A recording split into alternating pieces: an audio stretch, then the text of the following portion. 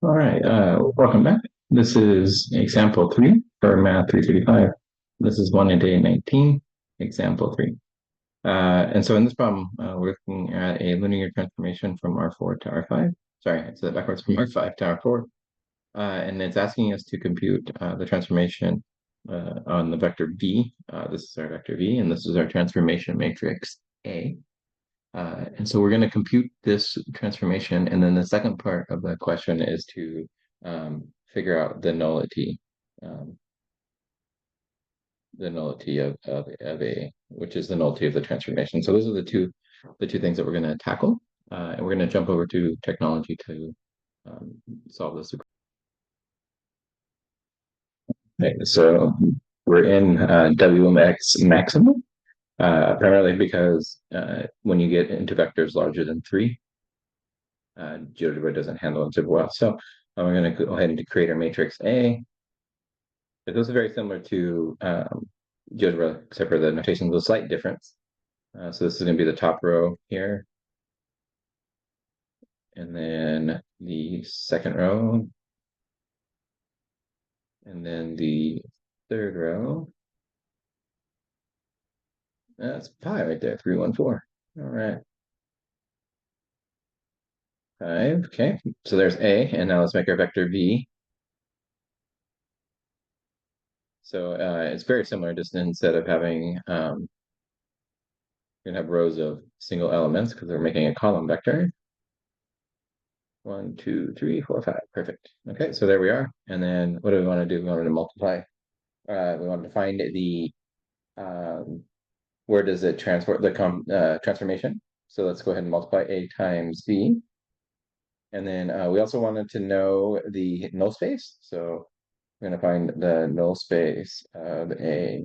We can compute both of those simultaneously in GeoGebra and Maximum. We hit enter, and so let's see.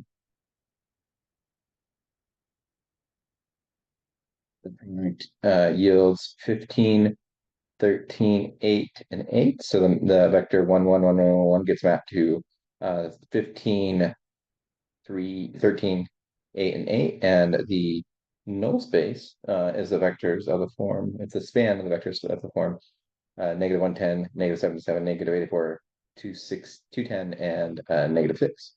Okay, all right, let's jump back over to paper and finish up this problem. All right, so we saw that maximum mapped this vector to 15, 13, 8, and 8. So the transformation of this vector under this transformation gets mapped to R4 in the form of 15, 13, 8, and 8. And then we saw that the null space of A was equivalent to the span, right, the span of the single vector, which was negative 110, negative 77, negative 84, 210, and negative 6. Okay, and so as you can see, there is a single vector in the null space of A, so it means that the nullity has 1. In other words, the dimension of the null space of A is 1. Okay, all right, let's go ahead and move on to part B of this problem or this example. In part B, we wanted to find, so this is part A, I guess I should have written that, and then this is part B, okay? In part B, we want to find the kernel of the transformation, which is where T is a map from R3 to R2, defined by X, Y, and Z of the form X minus Z and Y plus Z. Okay. All right. So with a little bit of practice, it should be obvious that the transformation matrix A associated with this transformation could be written as 1, 0, negative 1.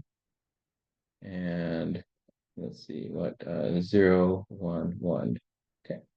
So there's a transformation matrix. And what we're going to do with this is we want to find the kernel of this. So we're looking for the solutions to the homogeneous equation. So AU equals 0. Okay, so we can augment this 1, 0, -1, 0, 1, 1 with the 0 vector and um, solve this. But you can see that that would be almost redundant, right? Like it's already in pretty much isolated form. So all this means is that we need to solve each of these. So x is equal to z and y is equal to -z. So z would be the parameter for us. And so we would say, we let z equal 1.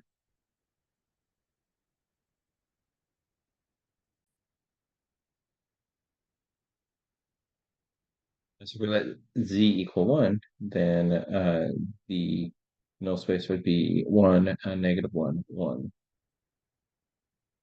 This would be the kernel of, so this is the null space of A, or the kernel is a span of vectors of this form.